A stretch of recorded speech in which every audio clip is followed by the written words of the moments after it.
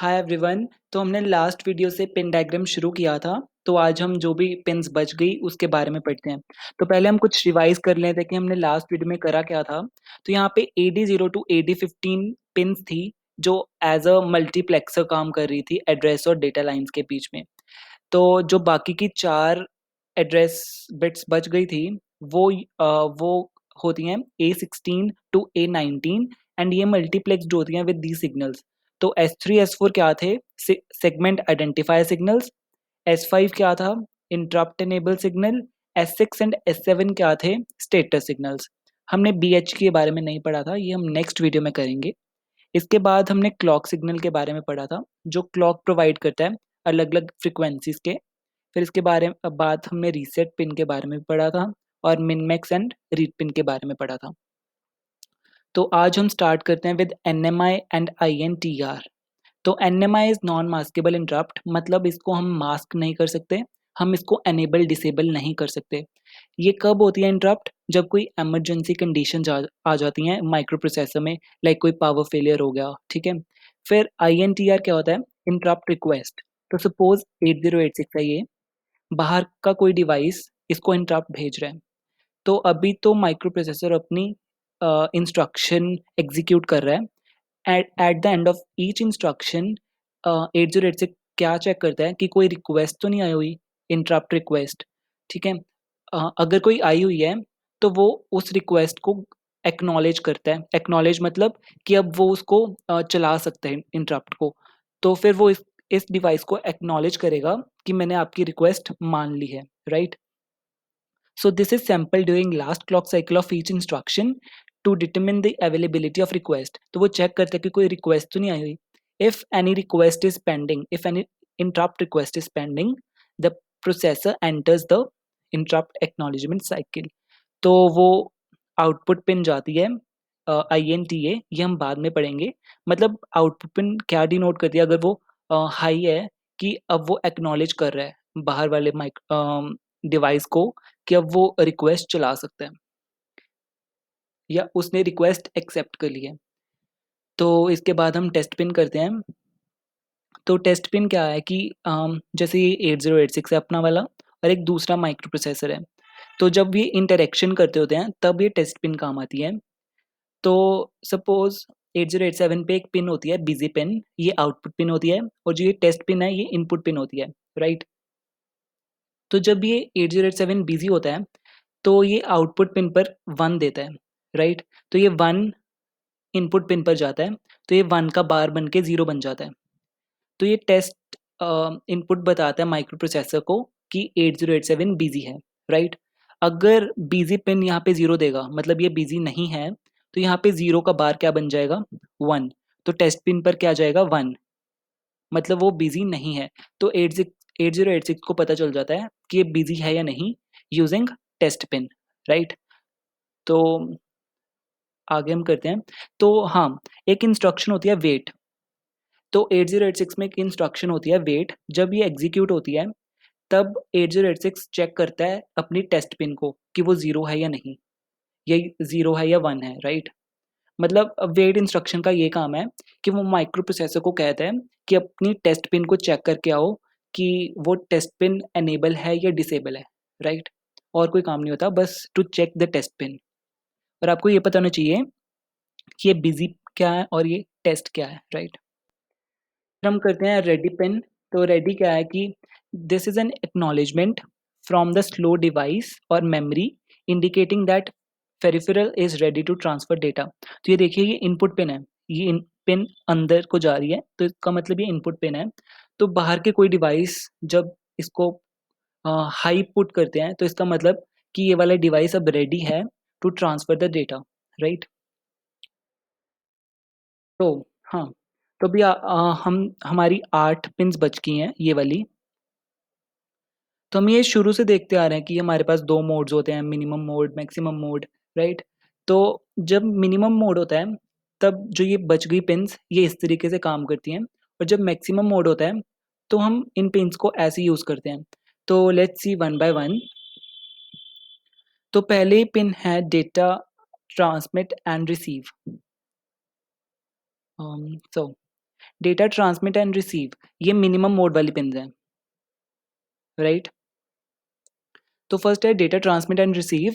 इसका मतलब कि जब हाई होता है, जब ये पिन हाई होती है तब माइक्रो प्रोसेसर ट्रांसमिट करता है डेटा, जब ये लो होती है तब माइक्रो प्रोसेसर रिसीव करता है data. So this is an output pin. यहाँ पे देख लीजिए ये बाहर को जा रही है पिन, तो ये आउटपुट पिन है। ये बताता है कि अब मैं ट्रांसमिट करने जा रहा हूँ जब ये 1 होता है, जब ये 0 होता है इसका मतलब मैं रिसीव करने के लिए तैयार हूँ।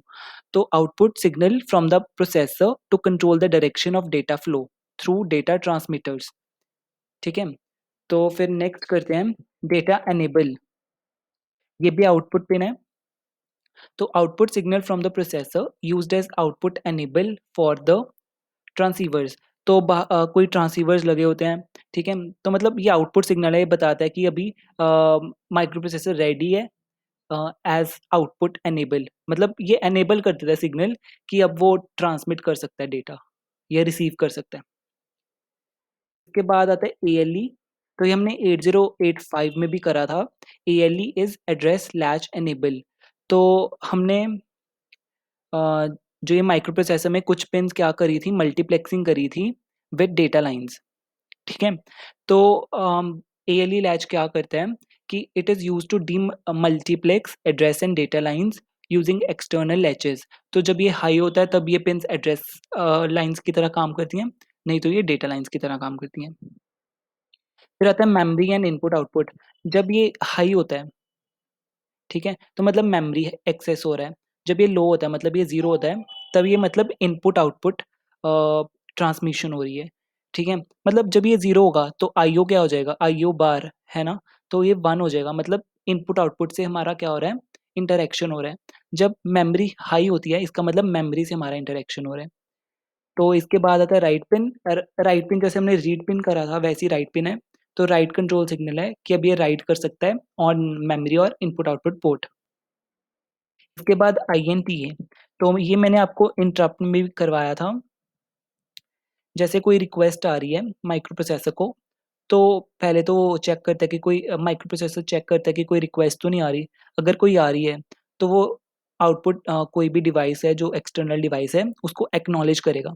So when the interrupt request is accepted by the processor, तो जब ये माइक्रो प्रोसेसर एक्सेप्ट कर लेता है रिक्वेस्ट को, तब ये आउटपुट देता है टू द डिवाइस कि उसने रिक्वेस्ट को एक्सेप्ट कर लिया, मतलब उसको एक्नॉलेज कर रहा है, राइट? फिर आता है होल्ड। तब ये क्या है? 8086 है, ये कोई एक्सटर्नल डिवाइस है। ये चाहता है कि मुझे अपनी बसेस जो भी हैं, मतलब डेटा बसेस हैं, वो मुझे कंट्रोल करने के लिए दे दो। तो ये एक रिक्वेस्ट भेजता है होल्ड सिग्नल, ठीक है? कि मुझे होल्ड करनी है तुम्हारी बसेस, ठीक है? तो hold is it is an input signal to the processor from the bus master as a request to grant the control of bus, कि मुझे तुम्हारी बसेस पे कंट्रोल चाहिए कुछ टाइम के लिए। तो ये होल्ड सिग्नल देते हैं। फिर आता है होल्ड एक्नॉलेजमेंट। जब ये माइक्रो प्रोसेसर अपना काम कर रहा है तो इसको होल्ड रिक्वेस्ट आई। अब या, या तो इसको बसेस चाहिए या फिर अभी नहीं चाहिए। तो जब ये इसको नहीं चाहिए होती तब ये कहते हैं कि चलो मैं तुम्हारी रिक्वेस्ट को ग्रांट कर लेता हूँ और मैंने तुझे एक एक्नॉलेजमेंट सिग्नल भेजा है कि now you can control my buses. So it is an acknowledgement signal by the processor to the bus master requesting the control of bus through hold. ठीक है? तो हमने ये 8 पिन्स कर ली इन मिनिमम मोड। तो ये क्या-क्या थी? पहले होल्ड एंड होल्ड एक्नॉलेजमेंट ये अभी की हैं कि बाहर का कोई डिवाइस है, वो कह रहा है कि मुझे कंट्रोल करना है तुम्हारी बसेस पे। फिर हमने करा है इंटरप्ट एक्नॉलेजमेंट, वही सेम जैसे होल्ड है वैसे इंटरप्ट है, राइट? तो मतलब इंटरप्ट रिक्वेस्ट को अगर मैंने एक्सेप्ट कर लिया, मतलब मैं माइक्रो प्रोसेसर हूँ अगर, तो मैं एक्नॉलेजमेंट सिग्नल भेजूँगा और वो सिग्नल क्या होगा? लो होगा। यहाँ पे आपने देखा होगा कि पिन्स के ऊपर बार लगी है, इसका मतलब वो एक्टिव लो सिग्नल्स हैं, ठीक है? मतलब अगर वो 0 हुए तभी वो काम करेंगे क्योंकि 0 का बार क्या होता है? 1 होता है, राइट? फिर हमने एएलई लैच के बारे में पढ़ा है। ये 8085 में भी आया था। फिर डेटा ट्रांसमीटर एंड रिसीवर कि अब मैं ट्रांसमिट करूँगा या रिसीव करूँगा। फिर डेटा एनेबल, डेटा को एनेबल करने के लिए होता है। फिर एमआईओ, मेमोरी से हो रहा है या इनपुट आउटपुट से ट्रांज़ैक्शन हो रहा है। फिर राइट पिन क्या होती है कि मुझे राइट करना है, ठीक है? अभी हम आते हैं मैक्सिमम मोड पे। मैक्सिमम मोड मतलब अभी जो 8086 है ये बाकी प्रोसेसर्स के साथ इंटरैक्शन कर रहा है। तो ये पहले हम 3 पिन्स पढ़ेंगे। तो ये सभी लो पिन्स हैं। जब ये तीनों पिन्स लो होती हैं, मतलब 000 होती हैं, तब इंटरप्ट एक्नॉलेजमेंट होता है। जब 001 तब इनपुट आउटपुट रीड होता है, फिर 010 पर राइट। तो सिमिलरली ये पिन्स ऐसे काम करती हैं। इसका कोई ऐसे समझाने का मतलब नहीं है, this you have to remember only, right. मतलब 011 पर ये हॉल्ट होगा एंड सो ऑन, राइट। फिर इसके बाद होता है QS0 and QS1। So it's QS0 and QS1। तो ये क्या होता है कि the processor provides the status of Q in these lines. तो क्या है कि जैसे ये माइक्रो प्रोसेसर है, ये दूसरा प्रोसेसर है, इसको जानना है कि इसके क्यू पर क्या क्या प्रोसेसेस हो रहे हैं। The queue status can be use by external device to track the internal status of the queue. ठीक है, एक्सटर्नल डिवाइस ने ट्रैक करना है इसके क्यू का स्टेटस। तो क्या होता है कि अगर 0 0 है मतलब कोई ऑपरेशन नहीं हो रहा क्यू पर, अगर 0 1 है तो मतलब first byte of opcode from the queue, मतलब उसने फर्स्ट इंस्ट्रक्शन को उठाया है। 10 का मतलब क्यू एम्प्टी हो गई, 11 का मतलब सब्सिक्वेंट बाइट्स फ्रॉम क्यू। तो हमने क्यू के बारे में पढ़ा था कि एक माइक्रो प्रोसेसर में क्यू होती है 6 बाइट क्यू। तो मतलब सब्सिक्वेंट इंस्ट्रक्शंस को उठाई जा रहा है, तो वो होता है subsequent byte from the queue. तो 11 सिग्नल भेजता है, राइट। तो हमने ये 5 पिन्स कर ली। इसके बाद होता है लॉक। अभी क्या है कि हमने पढ़ा था कि जैसे ये माइक्रो प्रोसेसर है, कोई बाहर वाला डिवाइस इसकी बसेस को कंट्रोल करना चाहता है, ठीक है। बट ये माइक्रो प्रोसेसर कुछ ऐसी इंस्ट्रक्शन चलाता है कि वो अपनी कंट्रोल नहीं दे सकता बसेस पे। तो एक हम लॉक इंस्ट्रक्शन यूज़ करते हैं। तो सपोज़ जैसे ऐड इंस्ट्रक्शन है, ठीक है। इसके आगे मैं लॉक लगा दूँगा, तो इसका मतलब ये होता है कि जब ये ऐड इंस्ट्रक्शन चल रही है, तब माइक्रो प्रोसेसर लॉक हो जाए, इसकी बसेस पे कंट्रोल खोए ना, मतलब कोई और इस पे कंट्रोल ना कर ले।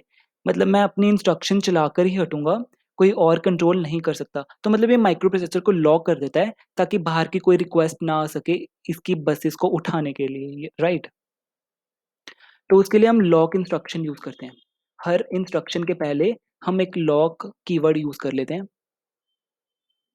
इसके बाद आता है ये वाली 2 पिन्स रह गई हमारे माइक्रो प्रोसेसर में, ये वाली, ठीक है। तो ये क्या होता है कि बस रिक्वेस्ट एंड बस ग्रांट। तो जैसे ये मैक्सिमम मोड है, तो ये बाकी प्रोसेसर्स के साथ काम करेगा, ठीक है। तो या तो हमारा 8086 दूसरे प्रोसेसर से बस ग्रांट कर सकता है, सॉरी, रिक्वेस्ट कर सकता है, या फिर बाहर से कोई रिक्वेस्ट आ सकती है, राइट। बस ग्रांट का मतलब मैंने तुझे बस अपनी दे दी, यहाँ पे वो रिक्वेस्ट ले रहा है, मतलब कि मुझे अपनी बसेस दे दो। तो these requests are used by other local bus masters to force the processor to release local bus at end of the processor current bus cycle। तो जैसे 8086 अपना करंट बस साइकिल चला रहा है, बाहर से कोई डिवाइस मतलब उसकी बसेस को कंट्रोल करने के लिए कह रहा है, रिलीज करने के लिए कह रहा है। तो ये पिन्स बाई डायरेक्शनल है, मतलब ये भी कह सकता है और ये भी कह सकता है, राइट। फिर जो भी रिक्वेस्ट GT0 पर आएगी वो हाई प्रायोरिटी की होगी और GT1 वाली लो प्रायोरिटी की होगी। तो इसके बारे में देखते हैं। तो सपोज़ ये 8086 है, ठीक है। तो सपोज़ हमारे पास 2 और प्रोसेसर हैं जिसके साथ ये इंटरैक्शन कर रहा है। तो ये फटाफट जाकर GT0 पर अपनी अम, दे देता है, मतलब रिक्वेस्ट, और ये GT1 पिन पर देता है। तो जो भी GT0 पर होगा हाई प्रायोरिटी, तो पहले वो चलेगा। तो मतलब पहले 8086 इसको देगा अपना बस कंट्रोल, फिर बाद में इसको देगा, राइट। तो ये आपको समझ में आ गए होंगे सभी पिन्स। सो नेक्स्ट में हम जो भी एक पिन रह गई थी हमारी BHE, इसके बारे में पढ़ेंगे। So thank you so much.